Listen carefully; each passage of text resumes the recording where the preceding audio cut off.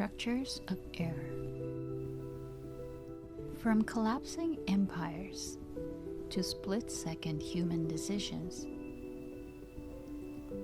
error has been historically treated as an anomaly, something to be concealed or assigned blame for. But in nature, failure leaves clues. In biology, it can signal overload or depletion. In physics, it appears when motion no longer behaves as expected. In finance, it reveals overlooked or ignored risks.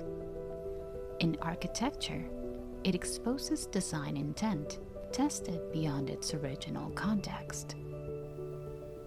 This series intends to propose the use of mental models, analogies, metaphors, and other cognitive tools as an analytic lens for understanding the recurring structural forces that constrain human judgment, aka what causes us humans to make decisions that ultimately do not serve our best interest. Among different things, we'll be using examples from real-life events, cinema, and television to revise together highly valuable mental models, particularly those developed by thinkers who have so meticulously observed and studied human judgment across history, and the cultural dynamics that help explain the intensity of our aversion to error. Most of all, what could happen when we decide to stop treating error as a defect and start reading it as data, because error, when examined closely, is not chaos. It is structure waiting to be understood.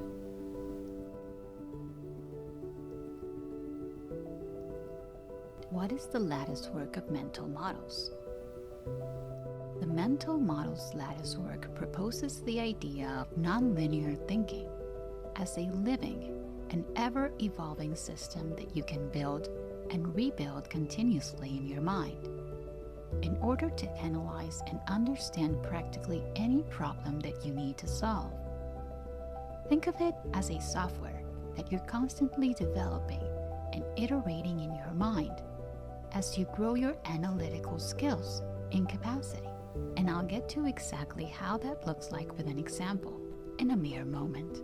And if you're an introvert, you might find yourself loving this latticework philosophy, because among the many ways to use this thinking system, you may find yourself finally putting your quiet observations to work as you use them to study probability and ultimately help yourself avoid situations where you are left with little to no leverage or negotiation power. This includes, but is not limited to, career decisions, money decisions, business decisions, and personal decisions, among others. You'll find yourself developing the habit of continuously drawing information from different disciplines and sources in real time in order to read, understand, solve, and more importantly, predict future complex circumstances or events in your life as a means of adaptation, self-preservation, and ultimately survival. How to start using the mental latticework? Anyone can train their mind to use nonlinear thinking as their primary source for solving problems. The way to do it is to reprogram yourself to start building your own customized idea system using a hypertextual structure. The most common example one can think of is Wikipedia. Once you start to observe the way Wikipedia works, you'll notice that it is a non-linear system that links ideas and notions together into an interconnected structure that you can consult at practically any given moment. And if you try to map it out, you'll end up visualizing this system as looking more like a molecular structure rather than a set of isolated silos used as independent containers of information. For example, imagine a room full of people listening to your idea pitch. and how the same words that you have practiced endlessly in a private setting have seemed to shift in meaning in a now different and uncontrolled setting. At this moment, human psychology can be helpful to explain theory of mind and impression management as you explain this new idea to your audience. Economics can help understand how signal interpretation plays a key role under uncertainty. Physiology could help understand the effect of the stress response to directed attention, while incentive dynamics can be used to read why confidence might end up replacing precision under high pressure.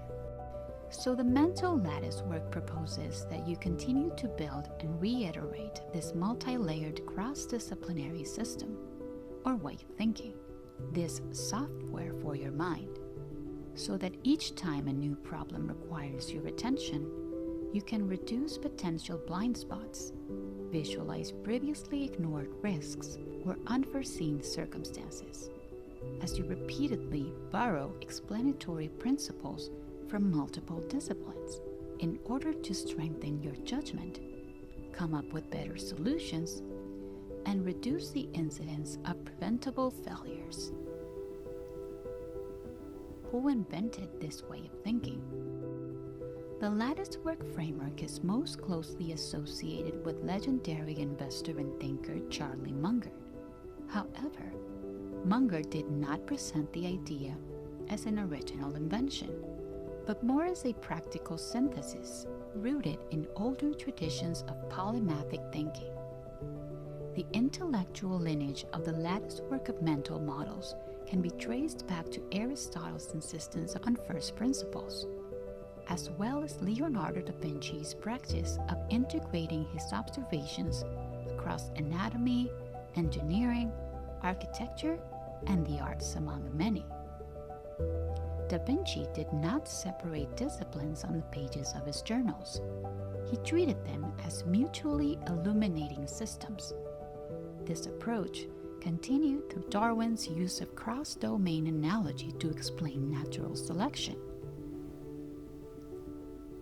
Francis Bacon's warnings against cognitive bias and over-reliance on authority, and the engineering mindset that treats failure as a source of structural insight rather than embarrassment. Across centuries, the same premise reappears. Reality does not organize itself by academic department, and understanding it requires a framework that doesn't either, making the Latticework framework stand less as an invention and more as a formal recognition, an explicit articulation of how rigorous thinkers have historically reasoned about complexity.